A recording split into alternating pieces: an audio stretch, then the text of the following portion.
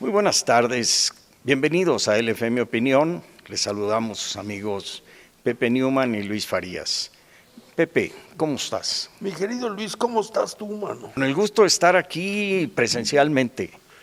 Ay, a mí también me da mucho gusto. Intrigado por el capítulo de la telenovela. Pues ese sería el tema. Cuna de lobos. Una cuna de lobos. Yo quisiera, si tú me lo permites, que pudiésemos ahondar en 4 temas sobre la misma vertiente, ¿no? La vertiente sería Adán Augusto, y uno de los temas es ¿por qué los militares? Segundo, ¿por qué Adán Augusto? Tercero, ¿cuál es el mensaje y para quién? Y finalmente, todo esto, ¿cómo nos afecta a nosotros, o más bien, cómo debiera de afectarnos? ¿Cómo debiéramos nosotros reaccionar ante esta serie de estímulos y cómo estamos reaccionando, ¿no? Si me permites, pondría el tema. Quien saca esto a colación es el jefe de la zona militar y dice, revive un asunto que viene de años atrás y que el propio secretario de la Defensa del sexenio anterior lo dio a conocer al presidente en Guacamaya Leaks. Bueno, no en Guacamaya Leaks, lo sabemos por Guacamaya Leaks, porque es obvio, ¿a quién le tendría que informar de una situación como esta, de que un secretario de seguridad de un estado tuviese relaciones con el crimen organizado? Pues al comandante máximo, ¿no? Claro. Al presidente de la República. No pasó nada, ahí quedó. Inclusive se volvió a tocar el tema al principio de este sexenio y tampoco pasó nada. Y de repente el jefe de la zona militar en Tabasco va a un noticiero de radio y vuelve a tocar el tema, pero además da un dato. Dice, el día que se giró orden de aprehensión en contra de este sujeto, salió huyendo de la ciudad de Mérida a Panamá. Y lo tenemos rastreado y saben dónde anda, ¿no? La primera pregunta es, bueno, ¿qué tiene que estar haciendo de vocero de la Fiscalía, ya sea de la General de la República o de la del Estado, un jefe de zona militar? Cuando yo empecé a trabajar con los militares hace muchos años, lo primero que aprendí es una máxima que ellos tienen: ni guardia que no te den, ni comisión que no te toque. Así es. O sea, ellos no hacen nada si no se los ordena o si no es su obligación. ¿Por qué? Porque en la milicia tú no puedes andar de ofrecido, de yo pensé, yo creí, no. O te dan instrucciones o no haces nada, porque si lo haces puedes estar violando inclusive las instrucciones, ¿no? O pudieras meter en problemas al mando. E inclusive aunque hayas hecho bien lo que hiciste, te castigan porque no tenías instrucciones ni tenías la comisión para hacerlo. Entonces, castigado. Entonces, ¿por qué en este momento? ¿Por qué un militar con ese antecedente? Por allí empezaríamos. Yo creo que no es un secreto para nadie, ¿no? Y yendo hacia atrás, que a lo largo de los años pasados fue creciendo la suspicacia de cómo explicar esta actitud del presidente López Obrador para con la delincuencia en general, para con los narcotraficantes, con el crimen organizado. ¿A qué actitud nos referimos?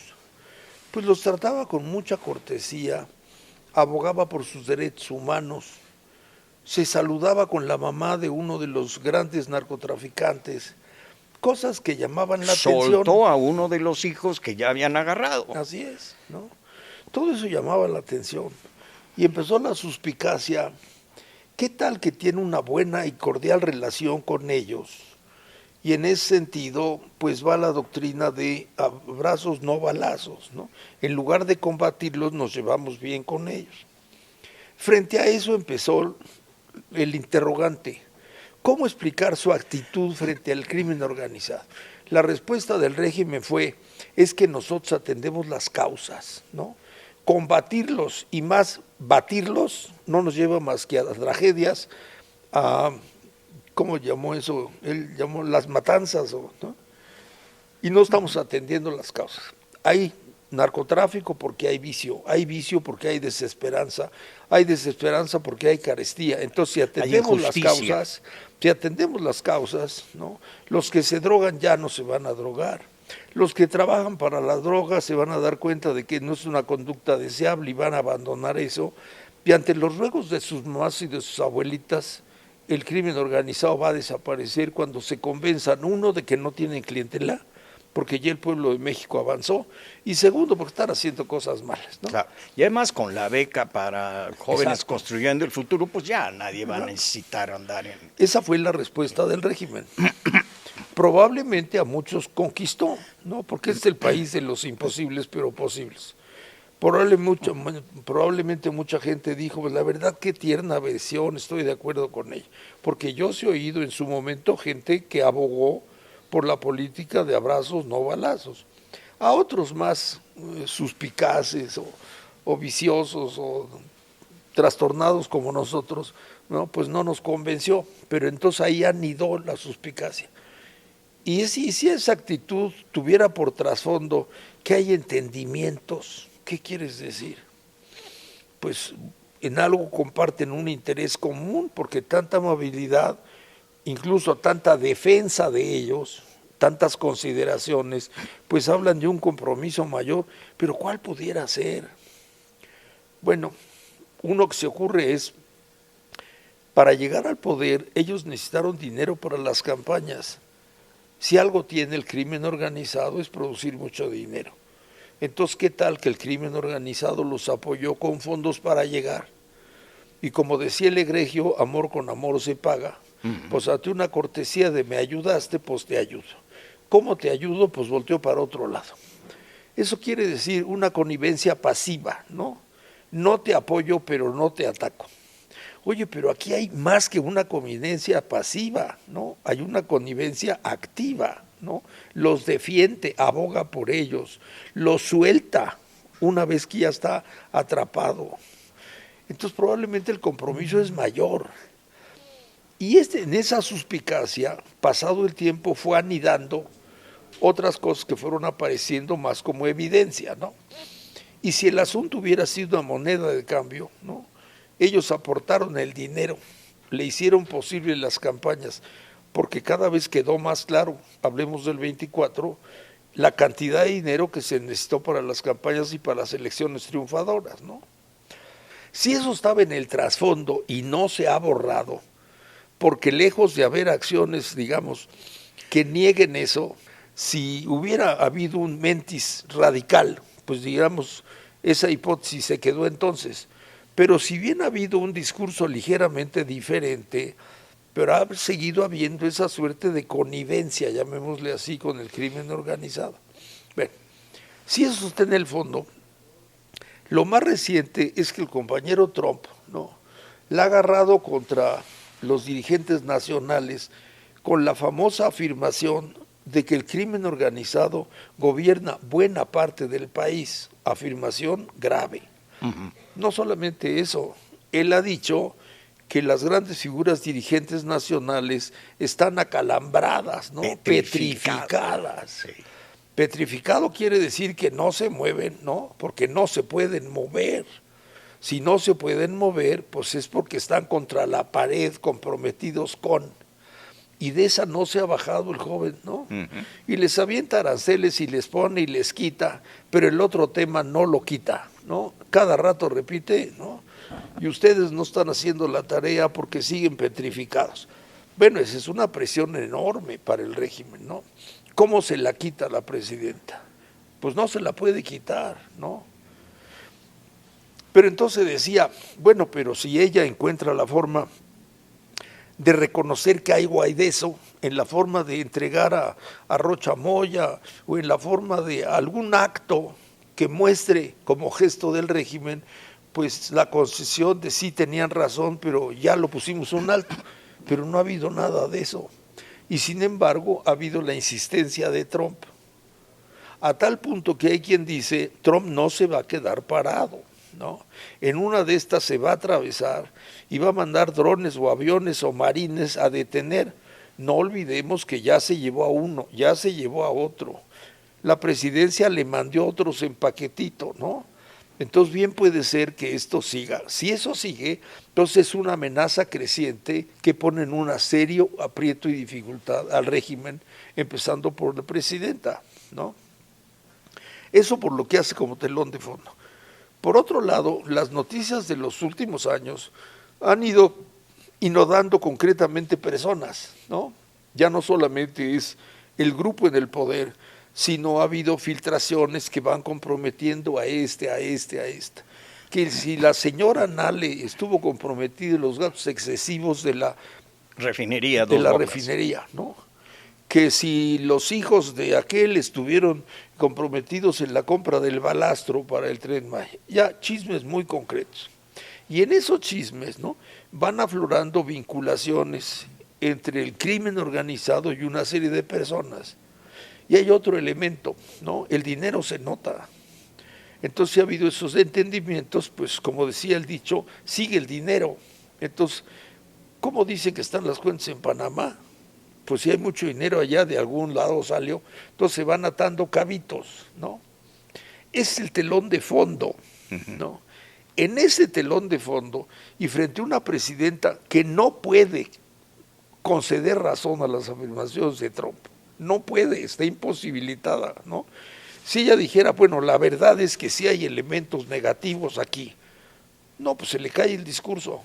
Ya no digamos si dijera, pues efectivamente el gobierno ha cedido. Bueno, no lo puede aceptar ni los individuos, porque eso ya la comprometería como grupo, ¿no? Entonces ella se mantiene como don Tancredo. Supongo que en lo privado está pensando qué estrategia puede hacer, irle concediendo al otro para que éste deje ser tan insistente y para que, pues ahora sí, como decían las mamás, calla boca, ¿no? Esa es la segunda circunstancia más próxima.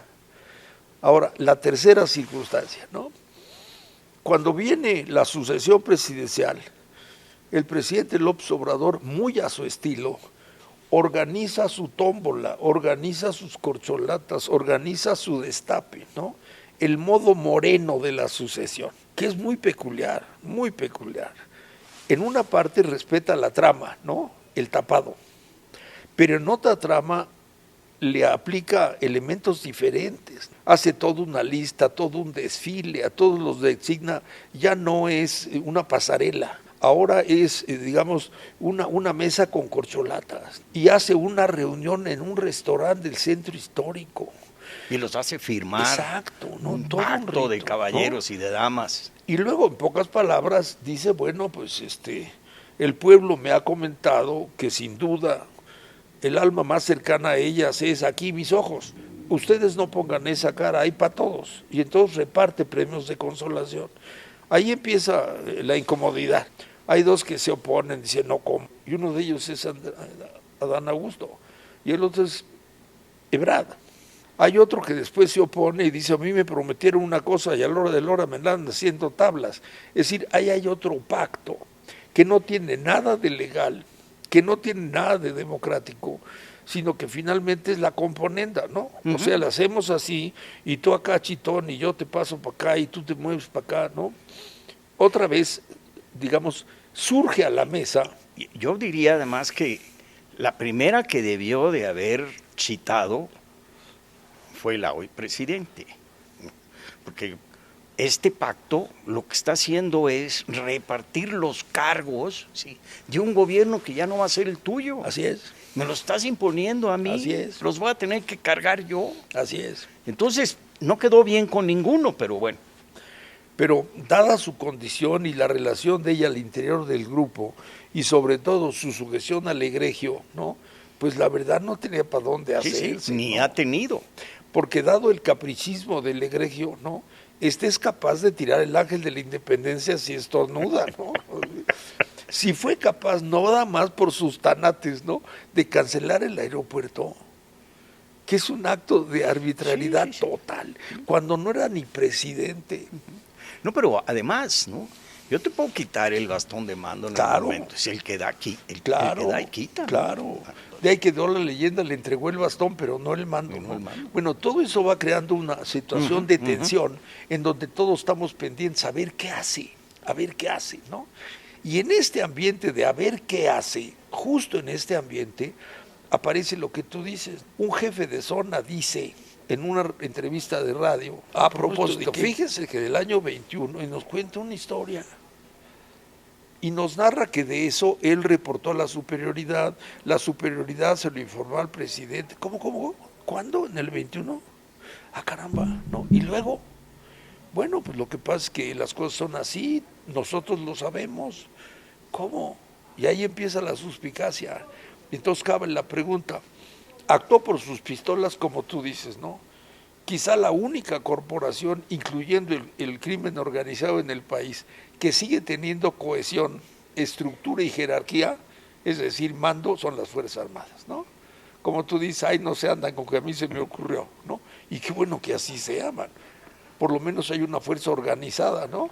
No los estoy postulando para la presidencia, pero no les queremos quitar méritos que sí les asisten, ¿no? Correcto. Nuestra tradición militar sigue siendo piramidal y sigue siendo articulada y ahí la gente no. Hay dos instituciones que a lo largo de 2000 años han subsistido, la iglesia y la milicia. Exacto. Por la disciplina. Exacto. Podrás estar de acuerdo o no con una o con otra, pero de que ahí se cumplen las órdenes, se cumplen las órdenes, se obedece. Entonces la pregunta ¿es posible pensar que el jefe de la zona estaba en su rato lírico? Difícil tomar esa interpretación.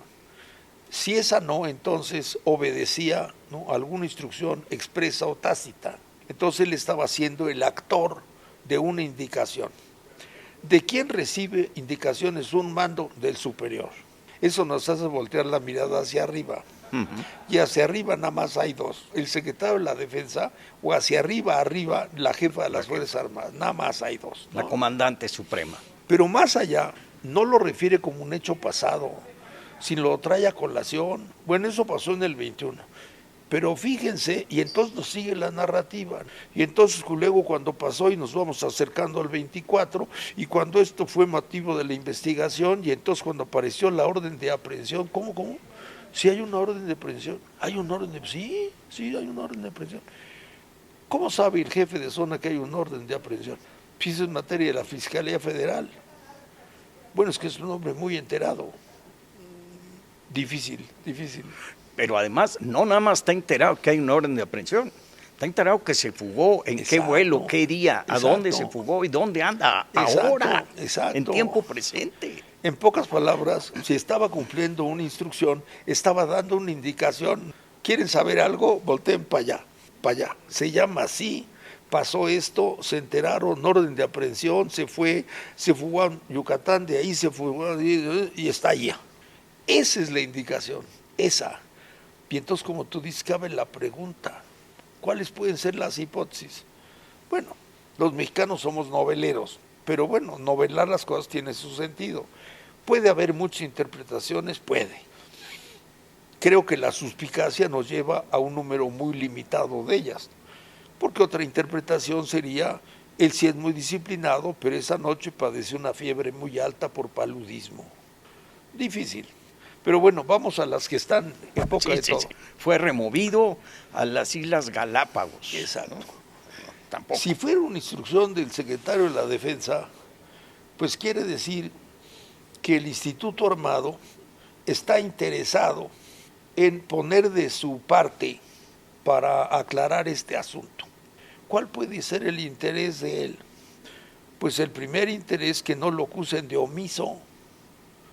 Si el ejército está enterado e informó, no vaya a ser que después nos digan por qué no dijeron. Todos nos curamos en salud. ¿Para qué se curan en salud? Pues para estar en aptitud. Si llegado el momento no hay reclamo sobre ellos, pues ellos no tendrán que bajar la cabeza. Aquí no pasó nada. Entonces se curan en salud, hipótesis una. Lo hicieron para cumplir con su obligación popular. se deben al pueblo y por tanto ellos no encubren a nadie. Y como saben lo que pasó, el general secretario dice, digámoslo, y punto. Allá la fiscalía que investigue, nosotros ponemos aquí lo que en su momento informamos. Primera hipótesis, el Instituto Armado está interesado en que no se les vaya a inodar por omisos. Como sabían y no dijeron, con esta acción quedan a salvo.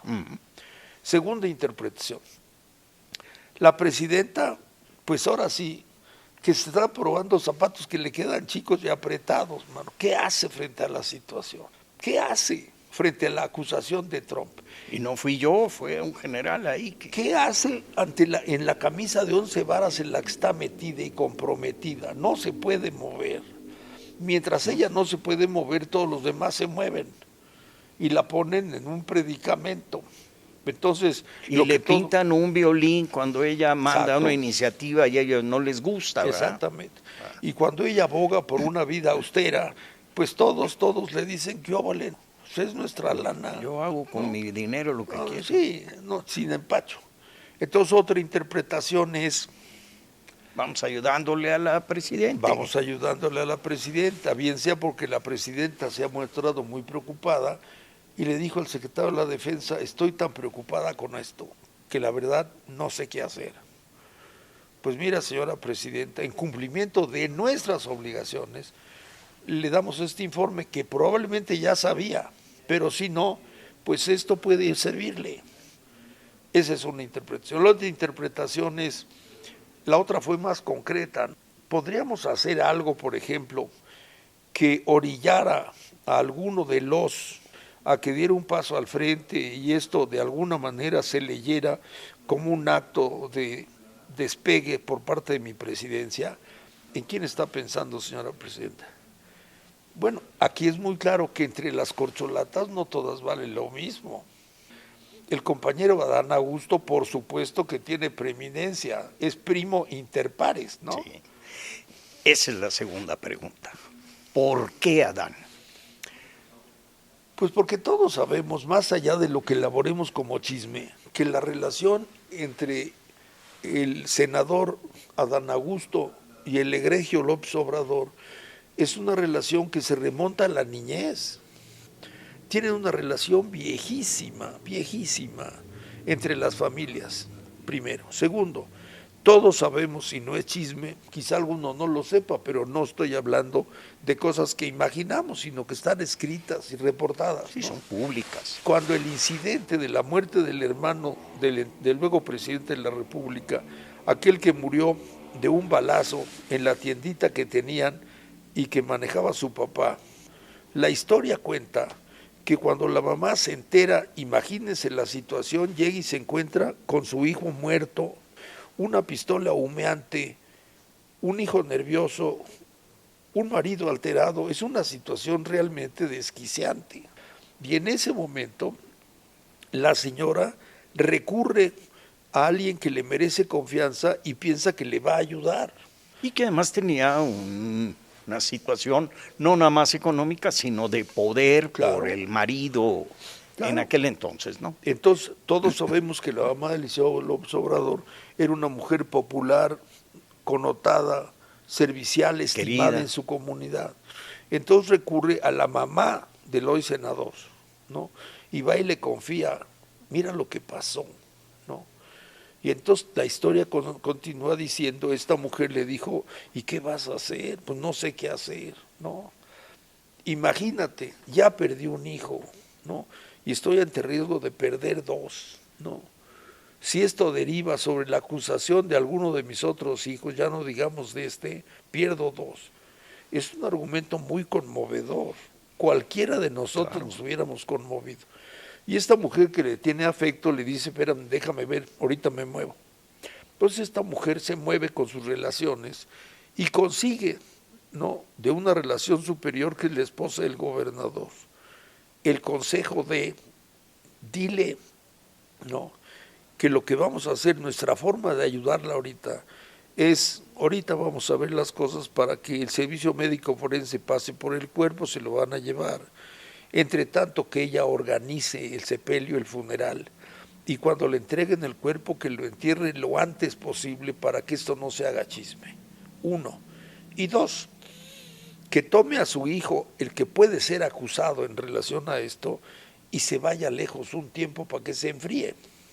Si esto fuera cierto, y hasta ahorita nadie lo ha desmentido, pues hay una deuda enorme de la familia López Obrador, y más concretamente del egregio, ¿no?, para con la familia de Adán Augusto, ¿no? Pero además, cuando regresan del exilio, la mamá y él llega a vivir a la casa del que llama a su hermano.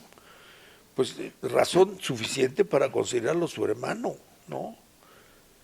Es la familia que lo salvó, ¿no?, que puso la cara por ellos, que lo apoyó. De tal manera que no tiene nada de extraño que a lo largo de la historia tengan esa relación tan íntima. Los dos pasaron por el PRI, los dos se acabaron separando del PRI, los dos tenían vocación política, los dos tenían ambición. Cuando llega el presidente a la primera magistratura, antes de 2 años manda llamar al entonces gobernador. No, pero lo hace gobernador de su estado. Así es. Son signos de confianza. Y luego lo trae a gobernación. Y luego que lo trae, es notorio el poder que le da, a diferencia del poder que tuvo la anterior secretaria de Gobernación, que era verdaderamente pues una, digamos, secretaria ejecutiva que tomaba nota. Él abismalmente se sintió la presencia, ¿no?, de Adán Augusto comparado con Olga. Y de ahí se empieza a tejer la versión de Adán Augusto. Adán Augusto es un hombre que no le tiembla la mano, es un hombre que le gusta ejercer el poder, es un hombre de un talante seco, es un hombre que abiertamente declara que no va a dar declaraciones, es un hombre que se mueve con una entourage siempre, ¿no?, haciendo gala de su poder. Es un hombre que tiene un tono siempre irónico, como burlón, ¿no? Como diciendo, yo estoy más allá de, ¿no?, y simplemente basta verlo, ¿no? Entonces, en la presente situación, pues ciertamente poner un dardo sobre él, pues le ayuda a la señora presidenta. Ahora, nada más para cerrar el caso de Adán, lo hace corcholata y luego lo hace líder del Senado. Así es. ¿No? Sí. No. Entonces, bueno, pues sí, no es cualquiera. Sí. ¿No? Con todo respeto, no es Velasco, no es Noroña, es Adán Augusto. No, y resumámoslo en una cosa, ¿no? Aparte de sus hermanos carnales, los que conocemos, y el desaparecido, porque hay un hermano desaparecido, que no deje de ser un misterio. El único otro que ha recibido tratamiento de hermano de parte de López Obrador es Adán Augusto. Adán Augusto. Digamos, no hay calificativo que lo hermane más, que sea más enaltecedor. No, aparte, el propio López Obrador le llamó mi hermano. Así es. O sea, no hay duda. No estamos inventando, estamos señalando un hecho, ¿no? Entonces queda claro de que no es cualquier personaje de la vida nacional, es alguien que por esas características pues tiene un valor significativo políticamente hablando. Ahora conectemos las dos circunstancias, ¿no? Ella está metida en un berenjenal, entre otras cosas, por la relación peculiar con el crimen organizado que le viene desde antes. Segundo, está metido en un berenjenal por la acusación sistemática del presidente Trump de yo sé esto. Y justo en ese momento... Y no has hecho lo suficiente. Exacto. ¿No? Y justo en ese momento aparece algo que confirmaría el rumor y confirmaría los dichos de Trump. He ahí un ejemplo de lo que probablemente el presidente Trump supone o sabe. De tal manera que todo esto adquiere carácter de verosimilitud, tiene todos los elementos, camina como pato, grazna como pato, pues es pato. Y tan es así que se consolida esa sospecha que nadie la pone en duda, nadie la pone en duda. Ante el nadie ponerle en duda aparece la respuesta habitual de los morenos, que es agruparse para defenderlo de los infundios. No está solo. Entonces su tesis es, todos esos son infundios, no hay ningún dato. Poliquitería. Exacto. Entonces la presidenta dice, no hay investigación, sobre el que todos acusan hay una investigación y está en curso, esperemos, no comamos Sobre el señor senador, pues no hay ninguna evidencia, entonces no hagan politiquera, ¿no? Si la hacen, pues es la intención de dañarnos a nosotros, a nuestro movimiento. Es decir, estamos viendo una vez más una puesta en escena de la misma obra. Para resumirle en la frase de ellos son diferentes, nosotros somos diferentes. De tal manera que todo lo que ustedes dicen de otros no se nos aplica. Ahora, curiosamente, esa forma de negativa ya también se ha desgastado. Si fuera de las primeras, probablemente dicho por la presidenta, impactaría. Oye, ella pues ya desmintió y dijo que ellos no son así, a lo mejor, pero llevamos 7 años viviéndolos. Y en ese sentido nos consta que contra lo que dicen de que no son así, sí son así. Sí roban, sí mienten y sí traicionan. Sí, es muy curioso porque esta señora alcalde, ¿no?, empieza su discurso para colmo, se les ocurre hacer un consejo nacional el fin de semana, ¿no? Pero ya lo tenían convocado, entonces bueno, se les juntó el hambre con las ganas de comer. Si lo cancelan, malo. Sí.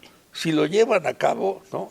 Curiosamente lo si llevan no a va, cabo, malo, si va, malo, en fin, para donde se hicieran estaba, los tiempos no ahora, les favorecieron. ahí se suma otra cosa, cuando se confirma, porque ni modo que lo suspendan, pues hay otros 2 detalles curiosos. El compañero Moltrá dice: conmigo no cuenten.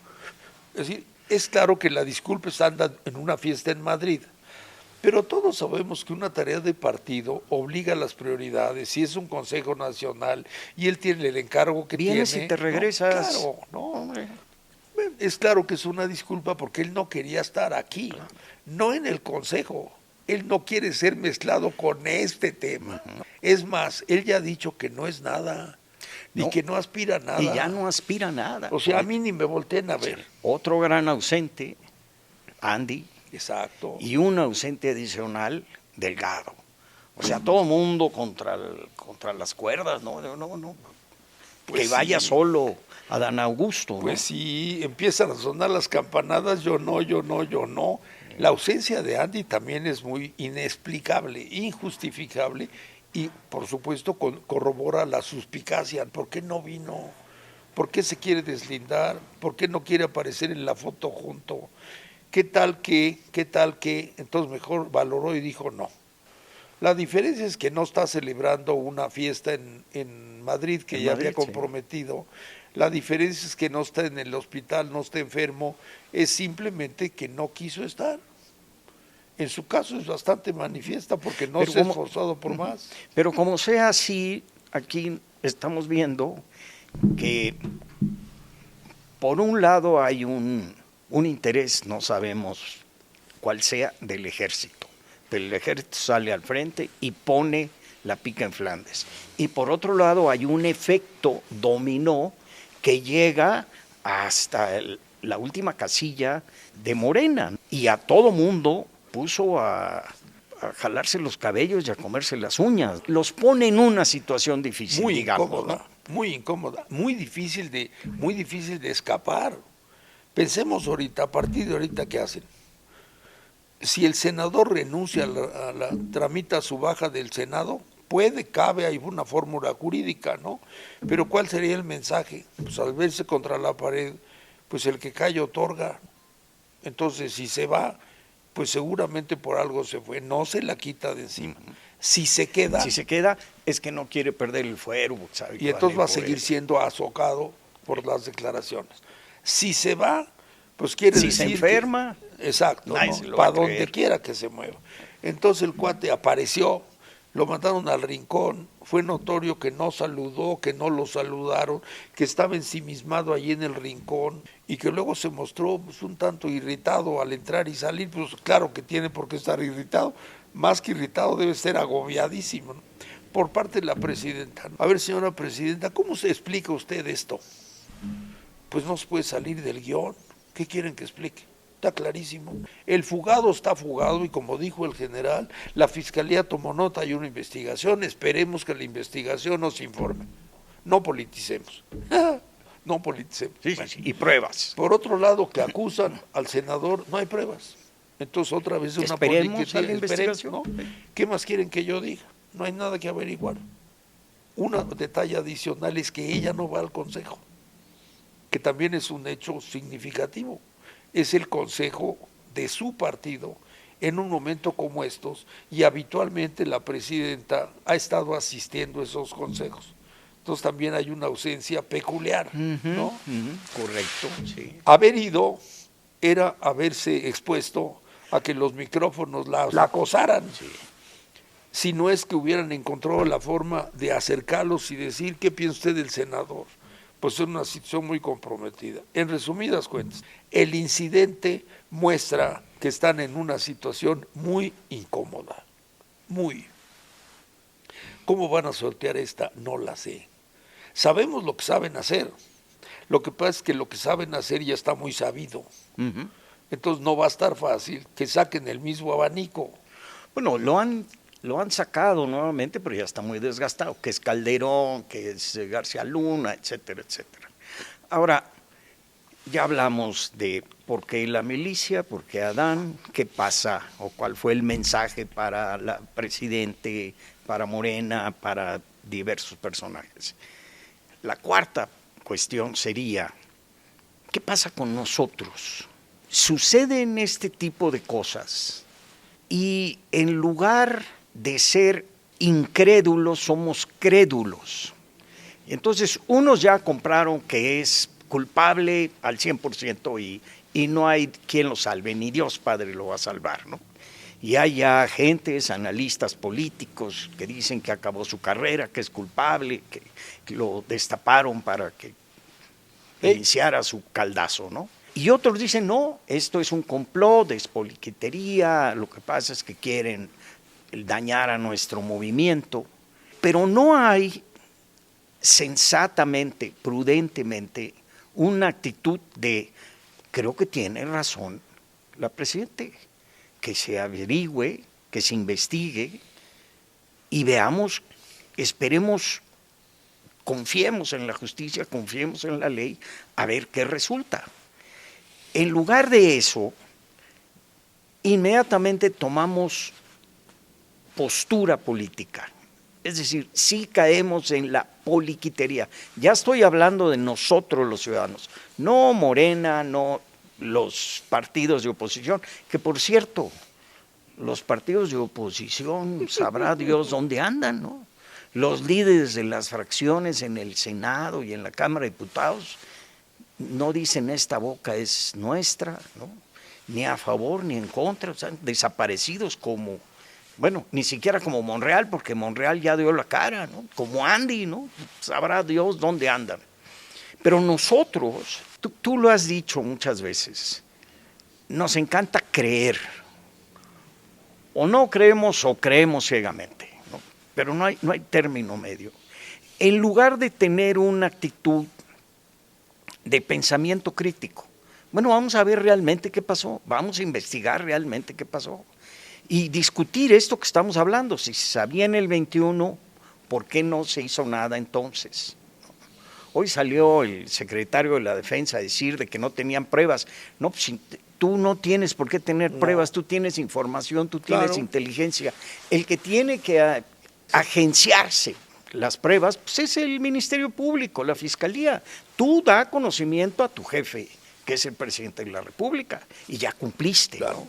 Todas esas cosas es lo que tendríamos que estar discutiendo. ¿A dónde quiero llegar con esto? Que en lugar de llegar a un terreno ciudadano, de crítico, exigente, terminamos tomando postura política, metiéndonos o hundiéndonos en el lodazal del griterío político. ¿Cómo hacer como ciudadanos para que en este tipo de situaciones no seamos juguetes de este rejuego en donde nos llevan para un lado y para otro, pero a final de cuentas nos puede suceder, como nos ha sucedido infinidad de veces, que no pase nada y que dentro de una semana esto ya murió y tengamos otro escándalo y ya? Nos quedamos como el Borras. Y te puedo hablar de la muerte de Colosio o de la muerte de Carranza, hasta eso, ¿no? Nunca sabemos qué pasó en este país, nunca sabemos, porque quizás nunca nos hemos puesto en el papel de exigir la verdad. No, tú lo has dicho muchas veces en una batalla que yo veo con mucha admiración que tú has entablado, que es subrayar la necesidad de ejercer nuestro carácter de ciudadanos. Me parece una batalla muy necesaria y muy loable. Pero si hay que atender esa batalla es porque somos ciudadanos por el simple hecho de llegar a los 18 años, es decir, sin hacer nada, pues ya tenemos el carácter de ciudadano. Ahora, de ahí a ser un buen ciudadano, no, pues hay un trecho enorme. ¿Por qué no lo somos?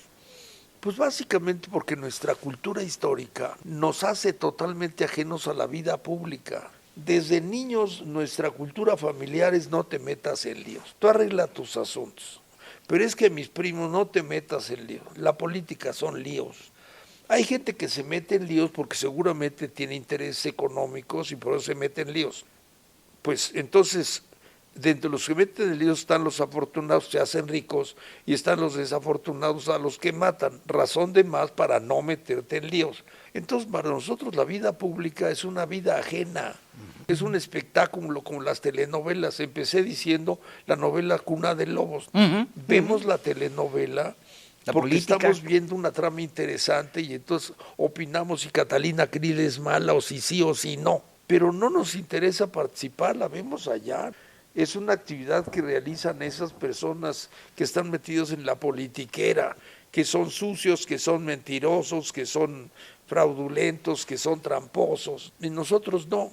Y tú dices, bueno, por un lado tienes razón, si eso es tan desdeñable, pues entiendo por qué lo desdeñas y por qué le enseñas a los niños a que lo desdeñen. Pero la pregunta es, ¿eso está condenado a ser desdeñable o podríamos ser de la vida pública algo totalmente diferente? Pues se antoja que pudiéramos, pero en la frase pudiéramos cabe el subjuntivo, no suena bonito, pero como alguien dijo, un poeta, el modo subjuntivo es un modo muy triste, porque siempre habla de lo que pudiera ser, no de lo que es. El infinitivo habla de lo que es, haya sido, es o sea para el futuro. En cambio, el otro es hipotético, si yo fuera, si fuéramos, si hiciéramos, si tornáramos, como si nos tuviera vedado o no nos interesara. Nuestra relación con lo público es eso. Es una actividad en la que están mezclados gentes de baja ralea con intereses ilegítimos que se meten en líos. La gente buena no se mete en eso, entonces cuidado y no te metes. Entonces, ¿cuál es la forma de no meterse? Pues compra una posición. ¿Y tú qué opinas por esto? No vas a decir, pues no sé, vas por ignorante. Entonces, ¿qué dices? Pues dices algo que responda, no, yo sí creo que usted es culpable y ya. Todos los que piensan lo mismo, vénganse por acá. Y el otro dice, fíjate que no, yo creo que no. Y ya, cumplieron la cuota de opinar, ya opinaron como si supieran, pero ¿saben? No. ¿Se van a poner a investigar? No. ¿Les interesa saber? No. No. Es una cosa ajena, pero es parte de nuestra cultura histórica. Histórica. Estamos enajenados de nosotros mismos. Tú le dices, bueno, pero la cultura pública determina tu vida privada. Pues que sí, pero yo no me meto. ¿No? Sí, sin embargo, lo que hoy estamos viendo, pues es de que se ha ido deteriorando la vida pública del país. Y que además, y no quiero que en esto se vaya a entender una posición partidista, ¿no? Quienes están gobernando, con todo respeto, son los menos capacitados. No porque sean de un color o sean de otro, ya lo hemos platicado también muchas veces, la descomposición política en México nos viene desde hace décadas y la clase política se ha ido pudriendo. Ya hablaba hace un momento de las oposiciones. Las oposiciones también están tan mal como el partido en el gobierno, porque es una descomposición general. Así es. Entonces no podemos desentendernos de lo público, porque a final de cuentas no hay una vida privada y una vida pública. Lo público afecta a lo privado afecta a lo público, Y las decisiones que toman los gobernantes nos afectan en nuestra vida privada, familiar, en lo individual, en lo profesional, en lo económico, ¿no? Tu argumento es tan, digamos, inatacable que en cualquier reunión te van a dar la razón. No tienes mucha razón. Bueno, entonces sí se van a interesar, no. No. Pero si me están dando la razón, sí, pero no. Pero ¿cómo? Estás diciendo que entiendes y compartes conmigo que no hay vida pública sin vida privada y al revés. ¿Y cómo frente a tu aceptación? Entonces, ¿qué te van a decir? Mira, yo no me meto en líos, man. Yo no me quiero meter en líos. Esto me lleva a que quizás nosotros, mi querido Pepe, ya no tengamos solución. Y lo que tengamos que hacer sea un esfuerzo con las nuevas generaciones. Y estamos hablando de un esfuerzo del muy largo aliento. Yo comparto eso y también veo la tarea dificilísima, ¿no? Bueno. Las nuevas generaciones están totalmente abstraídas en el iPhone. Bueno, ya ni los libros, bueno, ya no juegan ni a la oca, ya no juegan ni a las canicas ni a los patines. Es decir, todas esas formas de juego. ¿Por qué abogo por la bicicleta? Porque te daba condición física. ¿Por qué abogo con las canicas? Porque te daba habilidad manual. ¿Por qué abogo por el juego del dominó? Porque era gregario y platicabas y echabas relajo. Porque te obligaba a llevar la suma de las fichas. En cambio esto, el aparatito, ¿no? Pues es el movimiento del dedo. Requiere poco esfuerzo y es verdaderamente hipnotizante. Entonces ya no vayamos en cosas complejas con la vida pública. La reflexión, la observación, las habilidades manuales. Hoy la gente, los niños ya no juegan fútbol con los pies, juegan fútbol con los dedos. Entonces ya no juegan fútbol. Bueno, ellos dicen que sí. Hay una pasión por el fútbol, yo lo veo con mis nietos. Pero una cosa es que jueguen al fútbol en la pantalla y otra cosa es que salgan a correr. Qué bueno que salgan a correr, pero no quiero pensar que con el tiempo toda la actividad física va a cesar y entonces todos vamos a vivir en el mundo digital. Nos vamos a enamorar, y hablo en plural por la humanidad. El otro día vi a un amigo que me llamó mucho la atención. Apareció su hijo y entonces compartíamos él y yo, que para ambos, nuestra generación, nos ha sido difícil aprender todas estas cosas que hoy se exigen, ¿no? Tener contraseñas en la cabeza y saber cómo hacer esto y el otro. Y entonces él le decía a su hijo, me decía a mí, mi hijo se burla de mí porque dice que somos muy lentos para aprender esto. Le dije, pues sí, así es, pues todos sí. Se burlan de nosotros. Me dijo, pero yo ya me burlé de él, porque le dije, tú estás muy seguro de que estas cosas que vinieron con tu generación se van a quedar iguales y tú no vas a pasar ridículos cuando esto cambie. Pero así como para nosotros ha sido muy difícil aprender esto, espérate que empiece a cambiar y ustedes van a tener que aprender lo que no saben. Todavía el hijo se sonreía, pero el remate fue buenísimo. Me dijo, pero ya le dije que la sorpresa va a ser cuando su nieta llega a informarle que se casa con un robot. No, pues sí. Estamos en un proceso raro. No quiero utilizar la palabra enajenación, que está muy manida, pero si enajenar en el sentido estricto es ser ajeno a lo propio, de tal manera que ya no estamos conectados con nosotros, no estamos conectados con lo nuestro, sino estamos conectados con la red. No, pues ya vivimos en el éter. No creo que sea nada productivo, pero es un hecho que así están las cosas. Pues qué terrible, porque sin duda alguna estamos en un quiebre de época y sin duda alguna, creo yo, y lo hemos platicado también muchas veces, tenemos que pensar en nuevas formas de comunicar, de organizarnos políticamente, de participar. Todo esto que conocíamos ya no está funcionando y vamos a tener que inventar una nueva forma de hacer política, de comunicar política, de discutir la política, de asociarnos y participar. ¿Cuál va a ser? No sé, no la conozco, ¿no? Pero esta que tenemos ya no funciona. Lo peor que nos podría pasar es que ya no hubiese política y que los seres humanos considerasen que la política pues no tiene ningún valor. Y sin política, pues simple y llanamente no hay un espacio que sea común, ¿no? Bueno, lo que hoy se está en la mesa de discusión, ¿no? La inteligencia artificial es una nueva dimensión de la realidad humana. El ser humano ha inventado mecanismos que tienen, por lo pronto, más rapidez en su procesamiento de la información. Tienen más capacidad en términos de manejar más información más rápido que nosotros. A partir de ahí, las máquinas están aprendiendo a hacer cosas que hasta ahorita solo los humanos hacíamos. Por ejemplo, hay profesiones que van a empezar a desaparecer. ¿Para qué quieres locutores? Si tú tomas prestada la voz de alguien y a inteligencia artificial lo acaba de es más hacer el barato INE. para cualquier Sí. radiodifusora, ¿no? Lo acaba de hacer el INE con la VAT, le robaron la voz, se hizo un... Claro. ¿Para qué quieres modelos que muestren cosas en las exposiciones? Pues haces un avatar. ¿Para qué quieres un guía de turistas en un camión? Pues tienes una televisión que va informando a todos los turistas, pues no necesitas un guía de turistas. ¿Para qué quieres un contador? Si ahora todo lo pagas en el teléfono manda todo eso a un centro de cómputo, el centro de cómputo computa todas tus cuentas y lleva tu contabilidad. Sí. Y automáticamente paga tus impuestos. Ahora llevemos esto al extremo.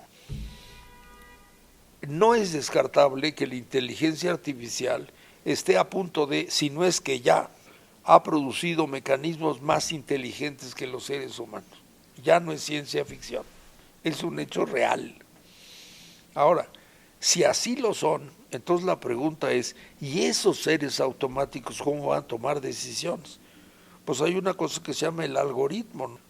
Cuando yo abro mi teléfono celular, a mí me llegan informaciones y datos que no es que hay un señor que está allá y va diciendo, se lo vamos a mandar a fulano, es un mecanismo automático. ¿Qué pasa cuando esos centros de computación empiezan a tomar decisiones?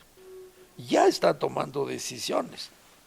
Cuando tú subes a un elevador, hay gentes que ya llevan en su credencial una celda de tal manera que el elevador ya sabe a qué piso vas, ya no tienes que prenderle. Entonces, ¿qué pasa cuando esos seres inteligentes, esos mecanismos empiezan a tomar decisiones? Pues pueden tomar decisiones que no ponga por delante precisamente el interés de algunos o de todos, sino de quien programó.